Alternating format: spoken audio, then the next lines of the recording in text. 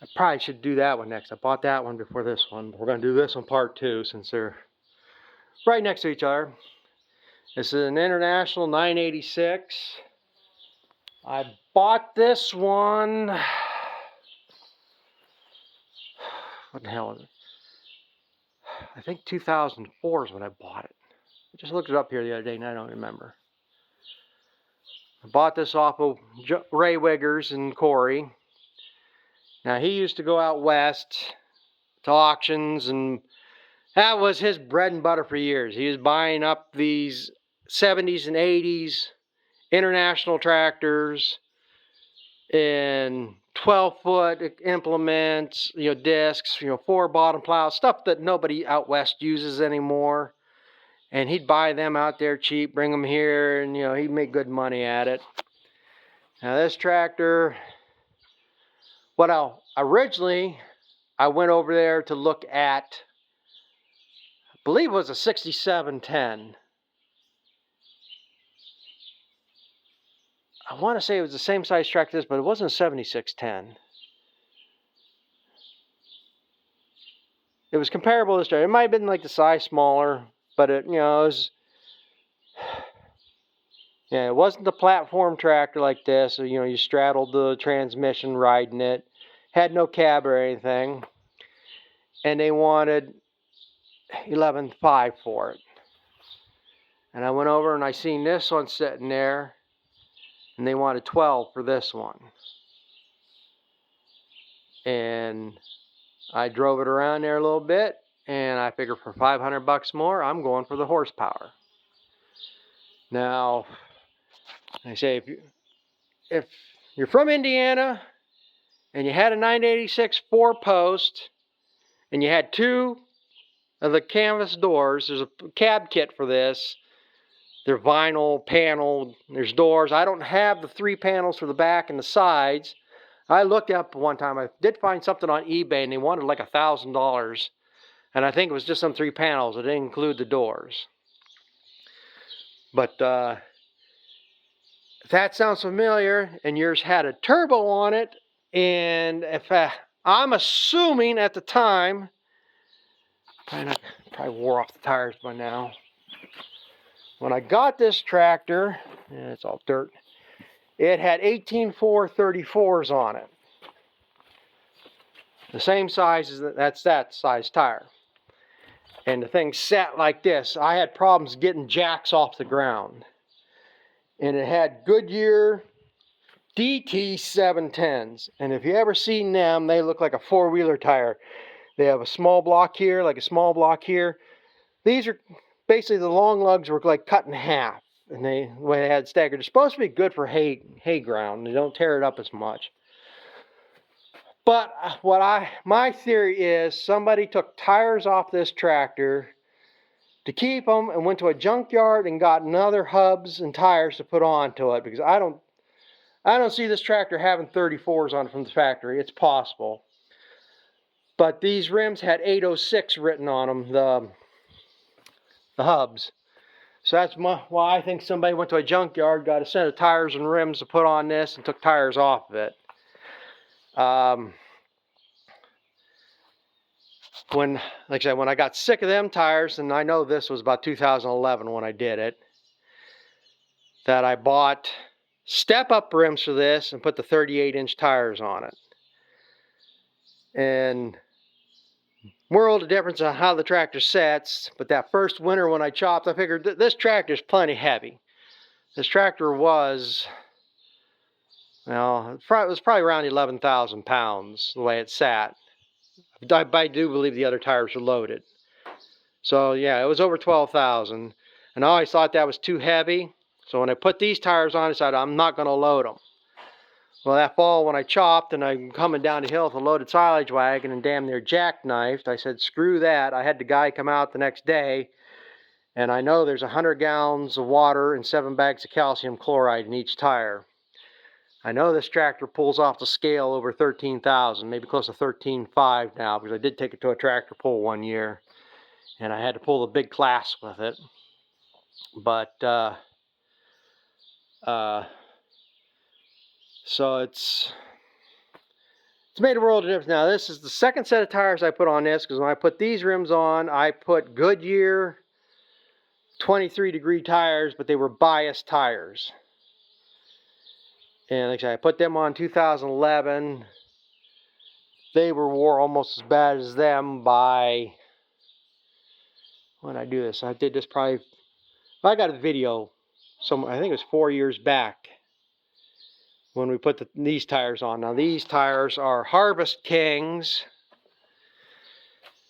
The only reason why I got these is a neighbor down the road has a 9600 Ford that has, and them are the tires to get. Them are some of the best tires. He has Goodyear, or not Goodyear, Firestone Field and Roads on it.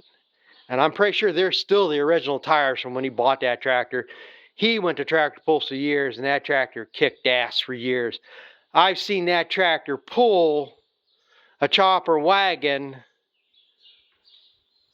where I couldn't go with this Ford. It pulls like a four-wheel drive. The way it's weighted and whatever, it's a pulling tractor. But he bought these 18.438s, and I don't know if he just didn't realize what he had on the tractor time, whatever, but he decided he's not putting these on there. So he wanted to sell these, and I needed the tires at the time. So he sold me these tires and tubes, $600 a piece. So I got 2 tires, 2 tubes for $1,200. So you couldn't complain on that. I don't give a shit. Like I said, if they last 5 years, 6 years, whatever. Yeah, they are wearing fast. I mean, they're a little more worn than what I wanted. But they still got a decent tread to them. They ride good.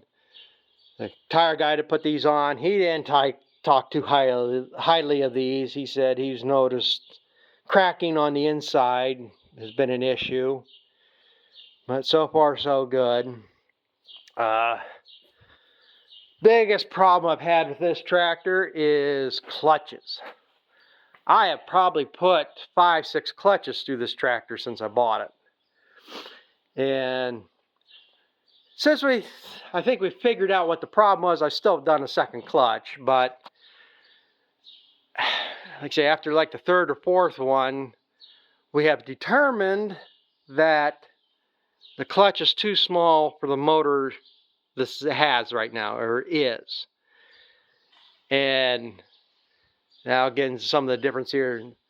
This is a 986. 986 comes with a, let me get my cheat sheet out here. I wrote down some of the specs. This has the 436 motor in it. From the factory, this tractor is supposed to be at the drawbar 90 horsepower and 105 PTO horsepower. But as somebody, and I've said it before, and somebody commented about it, my 986 has a turbo on it. So if you had a 986 in Indiana and you put a turbo on it, this could be your tractor. Maybe Illinois. I'm pretty sure you got this out of Indiana, though. That's where he mostly went. So that's what's in a 1486. A 1486 has the 436 motor turboed. And they're rated at drawbar 126 horsepower and PTO 146 horsepower. I have no clue what this tractor's putting out, because I don't think, Joe never did say when we overhauled it. But, you know, it's not blowing black smoke, so I don't think the fuel pump has been turned up any in it, or wherever Joe set it at, or whatever he did at the time. So it's got to be that 130, 145 horsepower PTO range. Now, according to serial number, well, let me get one more. Somebody thought it was comparable to a 1086. Well, a 1086 has a 414 motor turboed in it. And that one at the drawbar is 113 horsepower and PTO 131. So this is just slightly bigger. And like I said, I don't know all the differences between a 14 and a 986 and the 1086.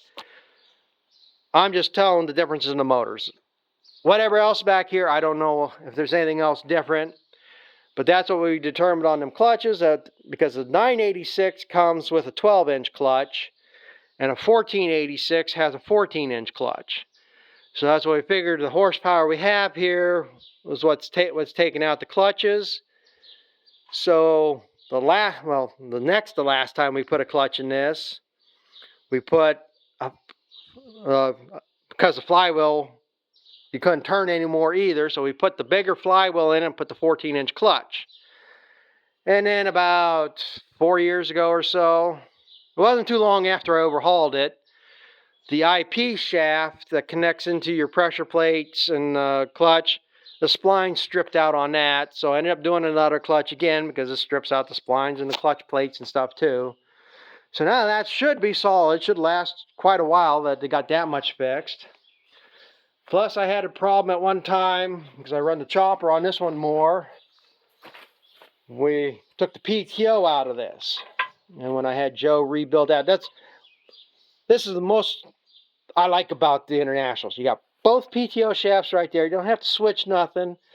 That's easy to take out. There's 6 or 8 bolts. You pull this whole unit out. It's easy to rebuild. And he put the heavy duty kit in. He put extra clutches in there or whatever. So this PTO is built heavier now. So it should take all the PTO work.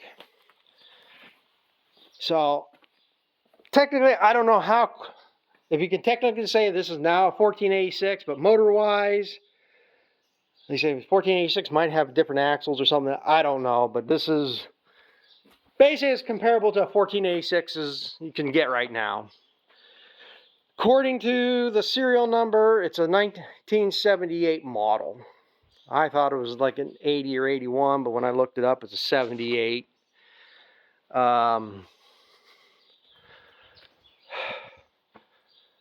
What else? Oh, I'll go back to the motor here. I overhauled this. It's probably been about 600 hours ago. That the same thing. I think I did have water getting in the crankcase, and it was blowing smoke out the breather and stuff too. And I talked to Joe. Like I say, mostly as figured it's going to be. This one's got sleeves in it, so that's the most common thing is seals on the sleeves, or sleeves get cracked, or you get cavitation and pits the sleeves and they'll leak. And I forget, it was either the 5th or 6th cylinder was what was bad. Probably what I should have just done was replace that one cylinder and been done. It probably would have been fine. But when you get to that point, this tractor at that time had in that 6,000 hour range. This gauge is too hard. I think it's like 6,800 now, maybe 6,600. Forget what's on it. Too hard to read. But we decided to do an in-frame, which would be put new sleeves, new pistons, get the head checked, and do whatever to that. And now it's supposed to be $5,000. Well, when he got into it, he seen some marks on the crankshaft.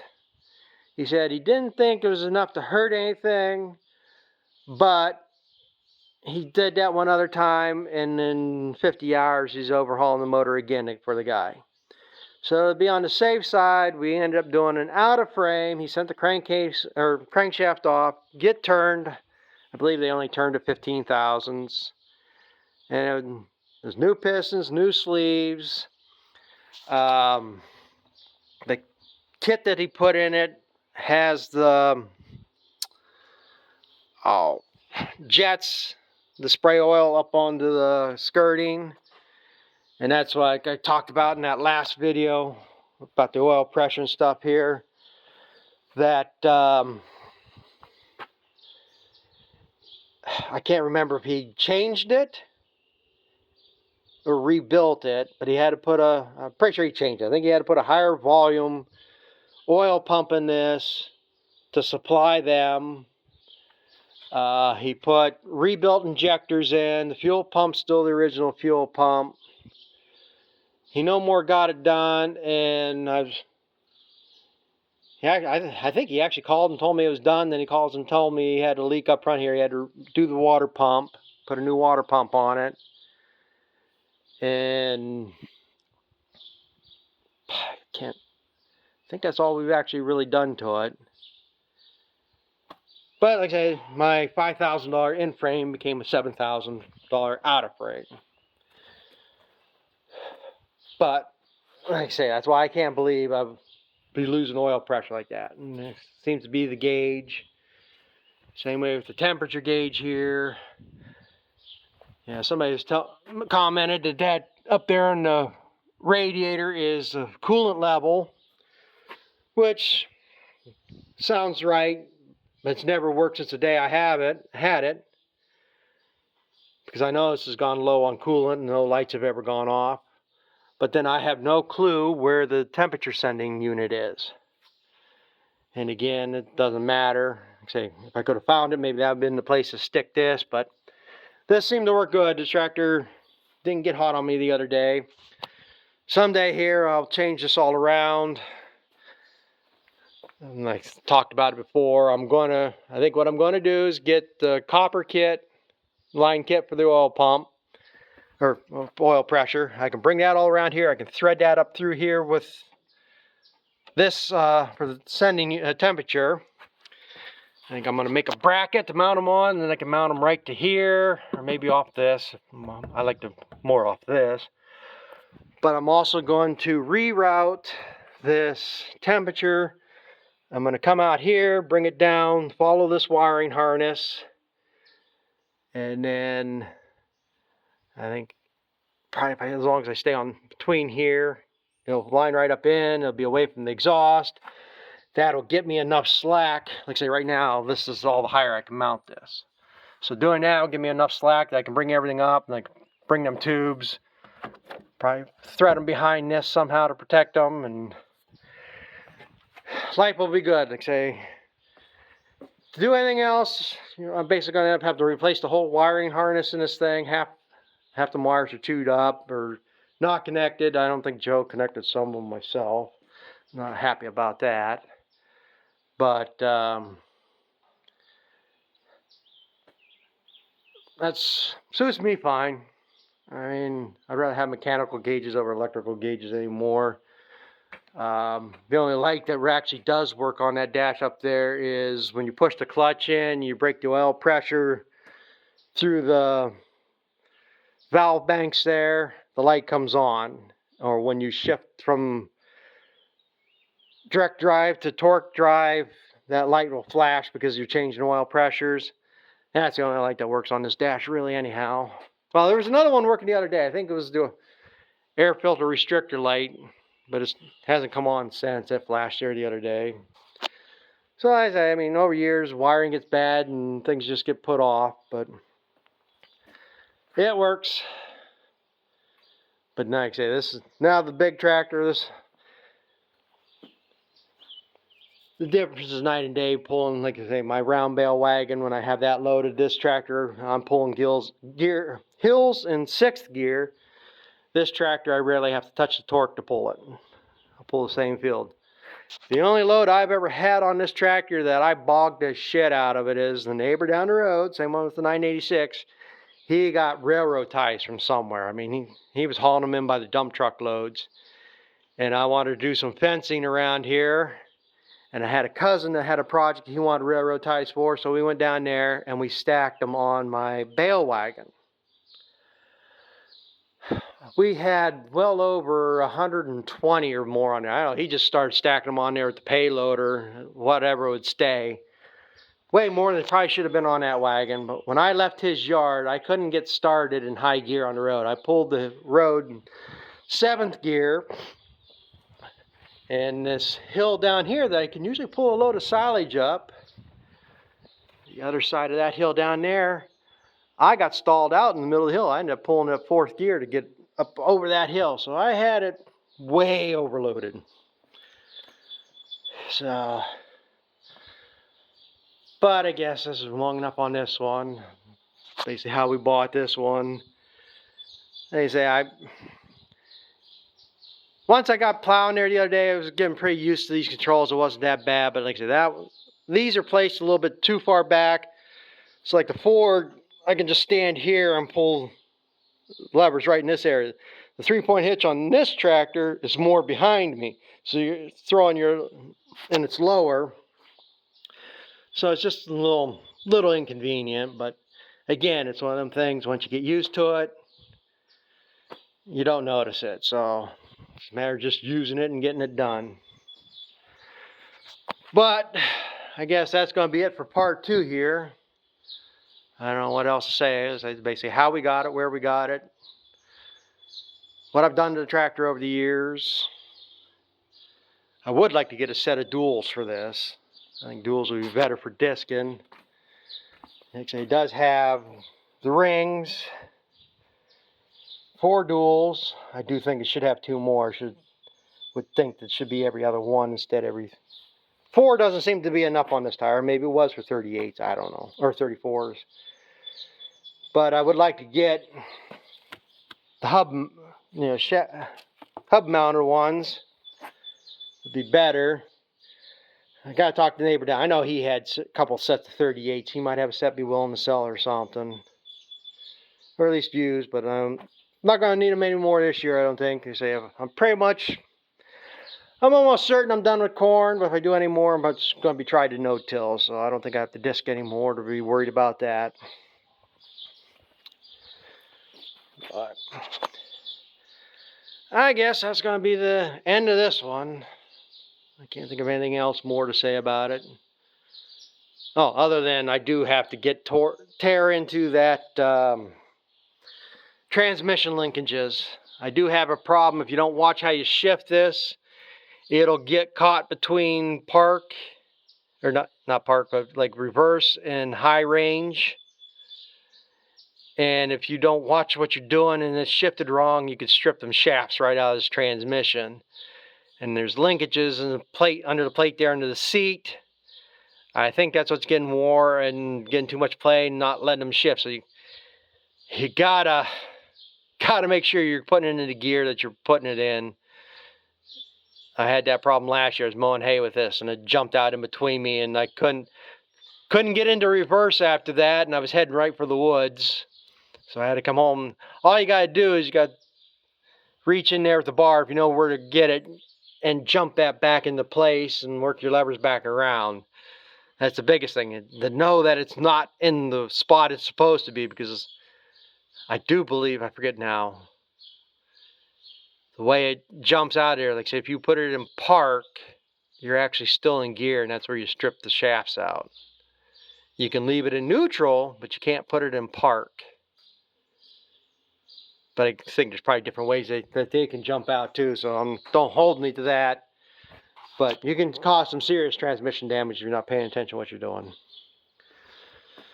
So, but I guess that's about all I can say about this time. I'm sure somebody will ask some questions and we'll answer them here later.